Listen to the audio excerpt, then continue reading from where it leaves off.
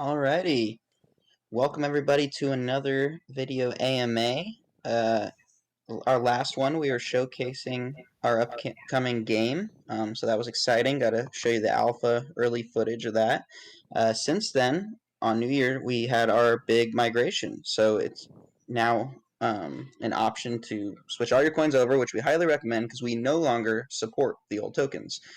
So this AMA is going to be Christian going over why we chose to do this, how to migrate, and some additional details as well. But it's an open AMA, so if you guys have any questions along the way at any point during this, just type them in chat and we'll answer them to the best of our ability.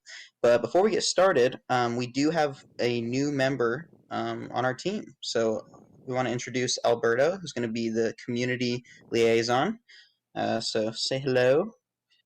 How's it going, guys? My name's Alberto. Just, join the team and help out, with some community engagement on Telegram and Discord, and just really looking forward to meeting and talking to everyone. Yeah, so you'll see him a lot in chat and being right down in the community with you guys, answering any daily questions, just engaging with everyone, mostly on the Discord and Telegram. So it'll be basically the two of us hitting it in the community. But yeah, happy to have him on board. So without further ado, Christian, you want to take over and start getting into this migration? Yeah, so the main reason for this AMA is to go over kind of some migration questions and explaining the migration. So obviously, as of the first of the new year, we have now migrated from the milk and butter tokens to the singular milk and butter token. And you can go on our website, the migration page. There's links on all our socials. All of our web pages link to it. It walks you through the entire process of migrating from unstaking your old tokens, collecting your old rewards, and then it just walks you through every single step.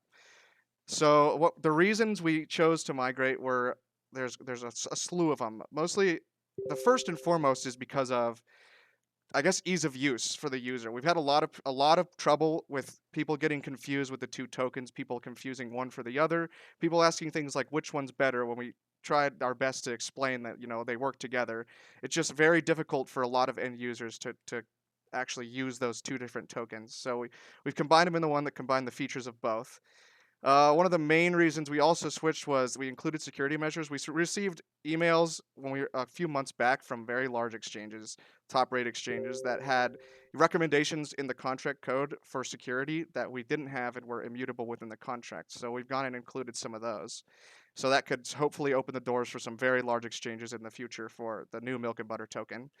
We're able to change our Pancake swap version that the token uses at any time. So if there's a future Pancake swap upgrade, we're no longer completely locked into it like we were for the past 6-7 months with Pancake swap version 1. So that's an upgradable feature. And we removed a lot of features that just kind of created hindrances to the project. Things like if we had, a security breach and lost access to one of the wallets, we couldn't change it. We couldn't change a contract owner. We couldn't change the charity address. So it could completely, halt the project on one small security breach. So those things have been fixed, and we've made the token much more, adaptable to the future as the needs of the community and the project change, and much safer for the users to hold. And it opens up a lot of doors in terms of exchange listings, in terms of use cases. It's really exciting, and we're really happy to have it out and have everything consolidated into one token. Some other information. The exchange rates. I see people asking that a lot. I can update the page to put that there. The exchange rate is 2,000 milk per one milk and butter, and 2 butter per milk and butter. So we shrank the supply to equate that of butter, but both the token supplies make up half of the token supply of the new token, so that's why it's 2002. The fees currently are 10%, 5 to charity, 3 to expense, 1 reflection, and 1 liquidity. These are changeable. They're always capped at 10, so we can't do something nefarious and raise the fees higher than 10. They're always capped at 10. But it allows us to change these based on project needs. If we see, hey, our token needs a little bit more liquidity from these trades, we can increase that, and vice versa. We can increase reflections, yada yada. We can do all of them individually. For now, the staking has been removed, so the churn will be depreciated, and we are looking into making a much more robust system, because the way we're doing it previously was just kind of like a reflection with extra steps. We're looking towards actually building an actual staking platform for a new token that's much more in line with the features you'd find in all other tokens in their staking mechanisms. And just to cover some other things, our applications for CoinMarketCap, CoinGecko, and BSC Scan are all in, so we're just waiting on those. So as soon as those go through, you'll be able to see the price update in your in your Trust Wallet and whatever price browsers you use. And yeah, as Michael said, we're going to be discontinuing support for the old token. So we highly recommend that you guys go ahead and migrate whenever you can. We will be leaving that migration bridge open indefinitely.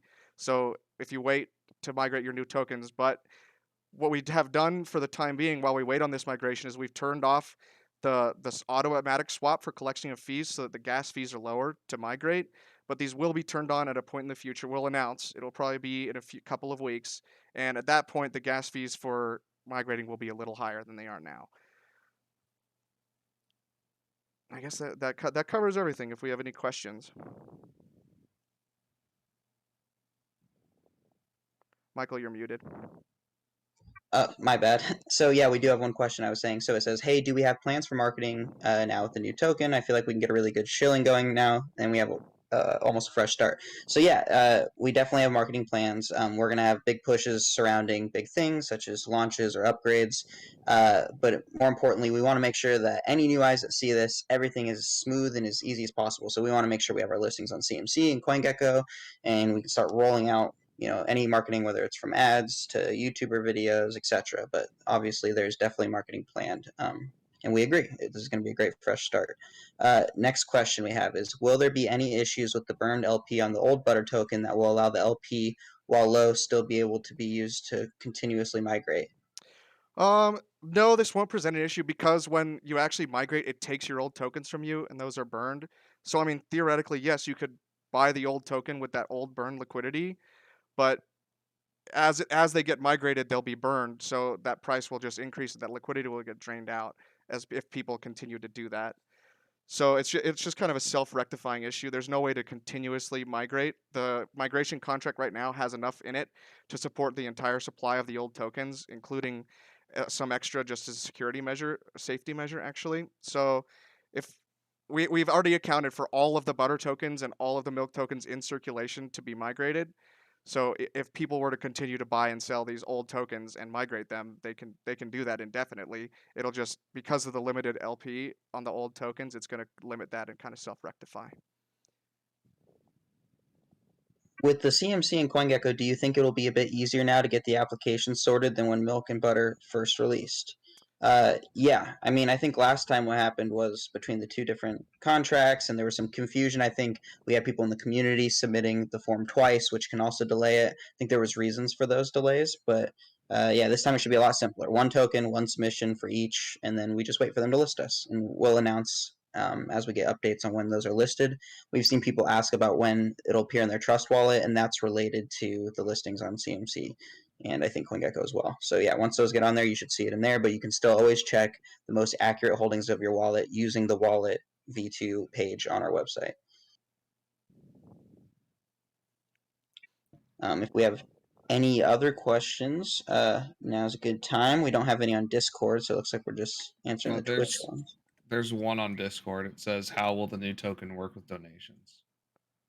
It'll work the same way. There's a percentage fee that's collected on transactions that gets converted and sent to the charity wallet. And we'll actually, to expand on that a little bit, we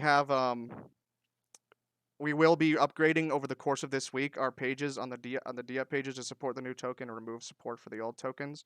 So you can expect those to be rolled out over the course of this week to support the new token, to support the new charity voting, support the new NFT marketplace, all that. Welcome, T-Bomb. We have another question. Assuming no, but for clarification, nothing needs to be done with the NFTs, correct? That is correct. The NFTs are not tied to any specific token. They are self-sustaining, I guess. Cool. Next question says, do you think it's possible to list the Milk and Butter token on Binance one day? Well, as we stated, that's one of the main reasons we chose to migrate is because we had to include some security measures that these large exchanges have contacted us about and told us need to be included in our contract. So ideally, I mean, we'd like to be as accessible as possible. And, we really want to shoot for those big exchanges once we get, the product spaces, the user base, and, the volume to support that. Yeah. Assuming we reach the requirements, it's definitely possible with any of these exchanges. All right, we got any other questions? Thank you, Pistol, for the nice words. If not, we'll probably just wrap things up, but we're still going to be available in chat to answer any questions as they come up. So if you guys do have issues, just feel free to reach out to us on any of our socials or Telegram or Discord. You'll probably get the quickest responses on our Telegram and Discord, especially now that we have Alberto to help out with as community liaison. But yeah, this wraps up another Milk and Butter AMA. We'll still keep regular updates for you guys, and we'll announce when we have our next AMA/stream. Any last words from the rest of the team? Yeah, just thanks everyone for being here. Thanks for asking your questions. Hope we clarified some things, and we're really looking forward to 2022 and the things our new token contract is going to allow us to do in that year. Lots of possibilities. Yeah. Thank you guys. Awesome. Thank you guys. Signing off.